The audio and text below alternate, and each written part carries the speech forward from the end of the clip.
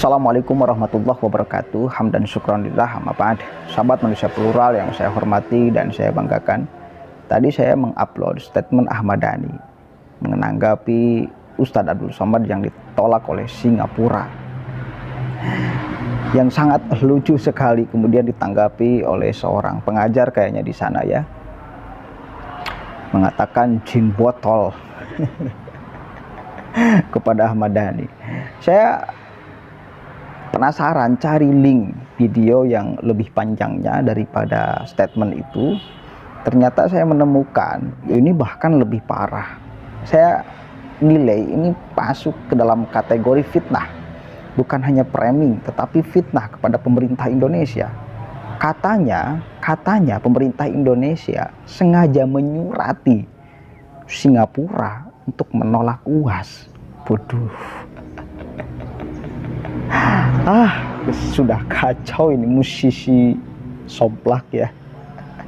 Oke, kita lihat nih, dengarkan statement lucunya nih.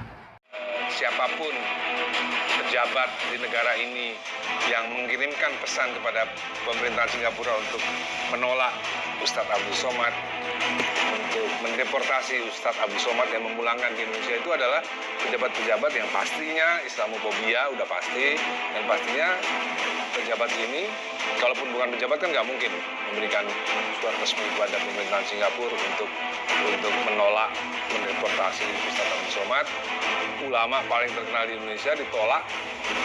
Nah, itu menjadi bahan olok-olokan kepada buzzer-buzzer dan anak-anak buzzer itu untuk menertawai, untuk membuli Ustadz Abdul Somad. Jadi ya itu tadi, menurut saya peristiwa ini hanya itu aja, hanya untuk memberikan kesenangan sesaat kepada buzzer haram jadah supaya mereka bahagia. Apa hubungannya Ustadz Abdul Somad dan Singapura gitu ya? Kenapa Singapura pemerintahnya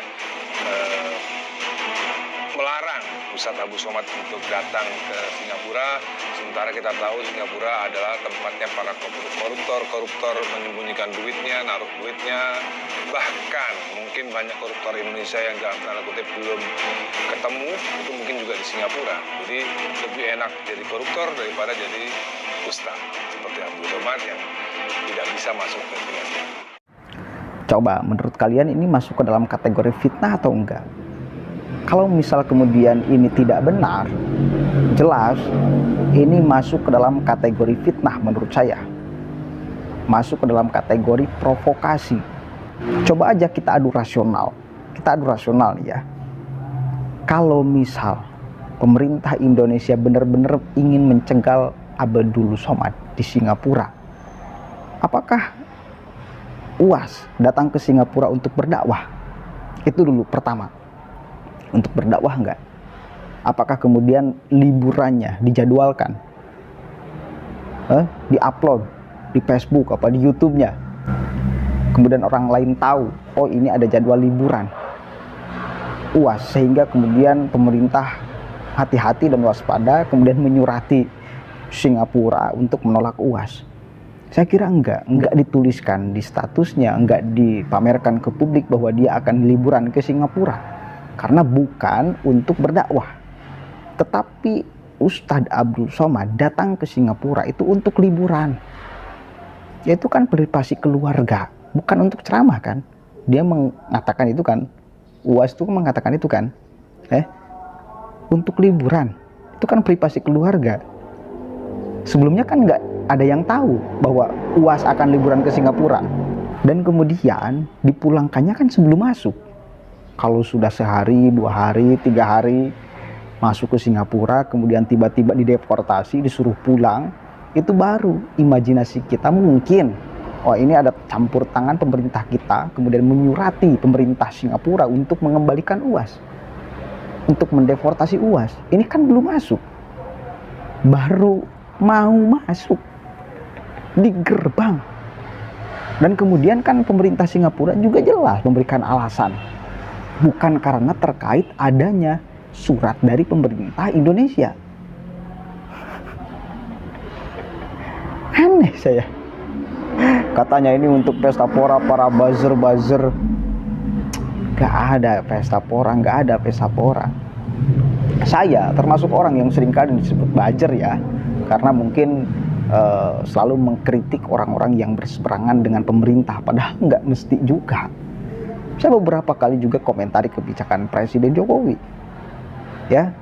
Tetapi memang kalau ada orang yang juga berseberangan dengan pemerintah, tetapi alasan berseberangannya tidak logis, apalagi selalu mengeluarkan kalimat statement yang bagi saya mantak merugikan masyarakat, maka akan saya hadir untuk membentengi mereka. Ya gitu loh. Jadi sangat lucu sekali.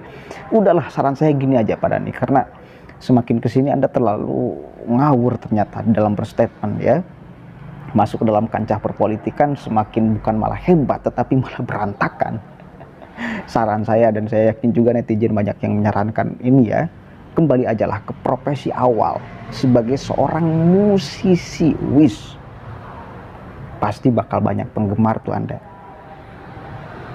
Jangan kemudian malah ikut-ikutan campur ke ruang politik, yang itu pun Anda sebetulnya harus lebih belajar banyak urusan politik. Udahlah, kembali kepada jati diri awal sebagai seorang musisi. Yakin saya bakal banyak dukungan tuh. Seorang musisi yang idealis. Kalau misalnya ada kebijakan pemerintah yang sekiranya merugikan masyarakat, ciptakan lagu untuk mengkritik pemerintah. Coba. Keren tuh, yakin saya. Keren. Saya tadinya beranggapan Ahmad Dhani itu orang yang sangat pintar sekali. Beranggapan itu, kayaknya nggak bakalan bisa tergoyangkan oleh apapun gitu loh. Karena lihat aja lah, bagaimana orang lain tidak menuduh pintar, anaknya aja yang Dul. Itu nama-nama luar biasa. Al-Ghazali, Jalaluddin Rumi, kemudian Dul, Abdul Qadir Jailani. Itu nama-nama wali besar semuanya tuh. Ternyata bapaknya sekarang malah orang yang jangankan masuk ke dalam pola pikir kewalian yang filosofis, di permukaan banget. Udahlah, kembali kepada jati diri awal sebagai seorang musisi. Itu saran saya, dan saya kira satu kali lagi banyak netizen yang menyarankan itu. Sama halnya seperti Sugeng Ngurah Harja, udahlah kembali kepada jati diri awal sebagai tukang jualan softtek.